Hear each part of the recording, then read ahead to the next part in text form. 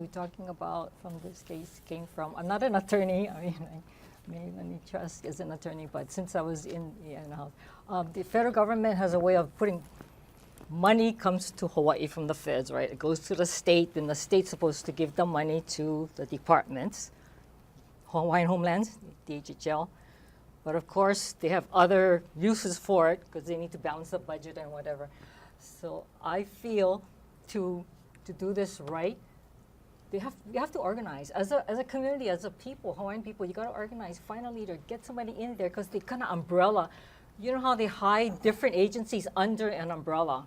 Lieutenant Governor has campaign commission. You know, it's this way of parsing out the money. So we got to figure out how to get this money from DHHL down to us and not have the state parcel it and hide it under another agency.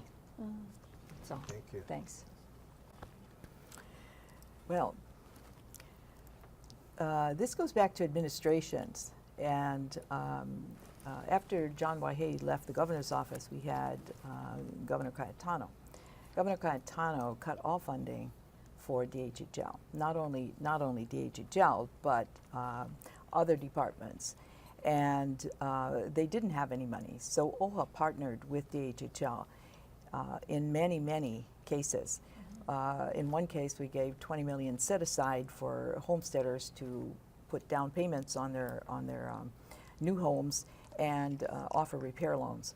There are many ways that OHA has partnered and really picked up the slack for the state. I'm glad to see that finally the state is going to do what they're mandated to do by statute. They're supposed to fund DHHL. It comes under the governor.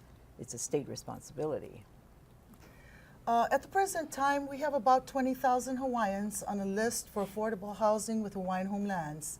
These folks are the same beneficiaries as OHA. Since 1921, we have an estimated 30,000 homesteaders and their children dead waiting. We can't wait for the state in a fiscal crisis to take on this obligation and to meet it. It's our obligation to do it, and there's one way to do it. That is for OHA to work with the Department of Hawaiian Homelands, bring to the table private sector and our labor and construction unions to make a plan to build our own housing. We're perfectly capable of doing it. OHA has the ability to enter into joint ventures. They have already done so with regards to renewable energy. We need to use our resources to meet the critical needs of our people, and affordable housing is one. If we can do this ourselves as state agencies for our people, we're going to remove significant numbers of people who are on waiting lists for county and state housing.